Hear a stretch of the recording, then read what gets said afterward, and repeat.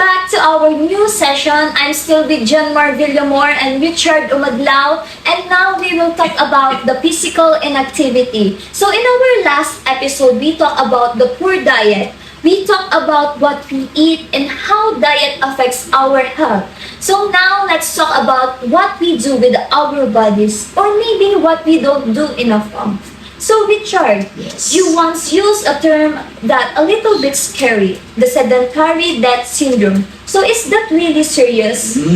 It may sound dramatic, but it's actually based on a real medical research. Okay. You know what? Humans are naturally designed to move. Our ancestors used to walk at least 10 to 15 miles a day just to survive or find the food. So that's a lot of movement compared to today. Exactly. Today, many people spend most of the day sitting during the commute, at school, or at work, and even at night while watching shows or using phones. Some people sit for almost 9 to 13 hours a day. And it's not just about being lazy. Our modern world today makes everything convenient. Yes. We drive instead of walking, take elevator instead of stairs, and spend hours on phone, right? Yes. So our lifestyle has slowly removed movement from our daily routine. Yes, many people have become mostly sedentary, which means not moving much. And our body starting feels the effect. Exactly. Here's something important from research. The lack of movement. The lack of movement is a health risk even if a person is not overweight. You know what? Someone can look thin but it still have health problems from sitting too much. So weight is not the only issue here. Exactly. When we sit for a long period of time, our large muscles like our hips or our legs become inactive. And when those muscles stop working, they also stop using sugar and fats from the blood for energy. So the body is not using the energy it has. Exactly. It's like the body system slows down. Oh, so Richard, what effect does this have on insulin? It's not good. Actually, it's not really good. After about 24 hours of very little activity, the muscles become less responsive to insulin. So what does it mean, Richard? It means sugar stays in the blood instead of entering to our muscles for energy. Over time, this can lead to a type 2 diabetes. So the body has energy in the blood, but the muscle can't use it properly. So that shows how important movement really is for our health. Yes. So when we sit too much, our metabolism slows down. But what about the heart? We always hear that the cardio exercise is important. So why is that? Think of your cardiovascular system like the pipes in a house. If water doesn't flow through the pipes often, dirt and buildup can collect inside. That makes sense. Exercise helps keep the blood flowing strongly through the blood vessels. And when this happens, the blood vessels expand and contract, which keeps them flexible and healthy. But when we stay still for a long period, the blood vessels slowly become stiff. And that's not good for our body. Right. Stiff blood vessels can lead to high blood pressure or hypertension. And remember, the heart is also a muscle. Just like any muscle, it needs activity to stay strong. So if we rarely exercise, the heart becomes weaker. Exactly. That's good idea. Or that's good question. If the heart is never challenged, it can become less strong and less efficient at pumping blood. Physical inactivity can also affect cholesterol level in the body. So how does that happen? Regular exercise increase HDL, which is known as the good cholesterol. So why is it called good cholesterol?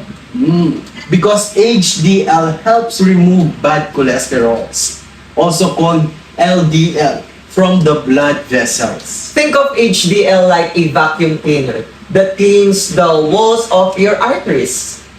So exercise can help to clean the blood vessels.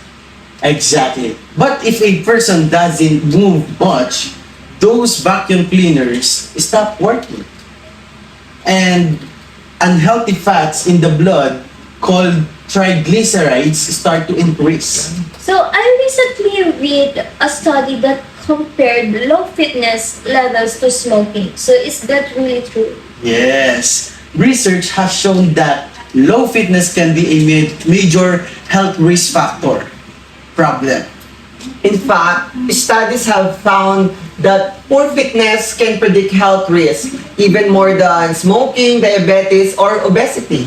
So that really shows how important regular movement and exercise are. Very good. Exactly. When we stay inactive for too long, our bodies start to age faster on the inside. We also need to talk about the brain, Micah. Many people think that exercise is only for the body, but exercise can also improve mind. Lack of movement can increase problems like depression, stress, and anxiety. So the exercise can help the mental health too. Yes, when you move or do an exercise, your brain releases chemicals that help you feel happier and more relaxed. So what kind of chemical is that, Richard? Chemicals like endorphins and serotonin. This helps you, or this help control your mood and emotion. But when people stay inactive, their bodies stay in low energy and tired state. So the less you move, the more you tired you feel. Exactly. It becomes a cycle. You feel tired because you're not moving, so you sit more. And then you feel tired, even more tired. So that sounds hard to break, Genmar. One way to break that cycle is by increasing something called NEAT. NEAT? So that's a new word for me. So what does it mean? NEAT stands for Non-Exercise Activity Thermogenesis. It means the energy we bring during daily activities that are not sleeping, eating, or formal activity, exercise rather. So can you give me example, Genmar? Sure. Things like walking to the mailbox, standing while talking on the phone, using stairs, or even small movements like fidgeting. NEAT is like a hidden way of burning calories during the day. So small movements actually matter. Very much, very much. Imagine two people who both go to the gym for 1 hour, and if one person sits all day after that, while the person keeps moving during the day, the second person burn at least 500 to 800 more calories. And those small differences in daily movement can make a big difference in long-term health. So even small action like standing, walking, or taking the stairs can help our bodies stay healthy.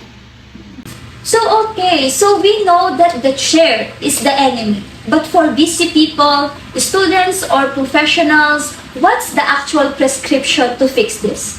The standard recommendation is 150 minutes of moderate intensity aerobic activity per week. That sounds like a lot, but it's really just about 22 minutes a day. So that sounds doable, but what counts as moderate intensity is that? You want your heart rate up enough that you can talk, but you can sing. Also include muscle strengthening exercise at least 2 weeks a day to keep your metabolism active. But here's the important part for all the desk warriors out there. Okay? You cannot outrun a whole day of sitting with just 1 hour at the gym. So even if I go to the gym at 5 p.m., it doesn't fix the sitting that I did all day. Exactly, Micah. You still need to break up sitting throughout the day. A simple way to do that is to set a timer. Every 60 minutes, stand up, walk around, do a air squat or stretch. Yes. So it's more about the frequency than the intensity for most people. Spot on, Micah. Take the stairs, park your car at the far end, and also have a walk meeting. Even a 30 minutes walk at lunch is not just a break. It's like medicine for your body. Consistency is the key.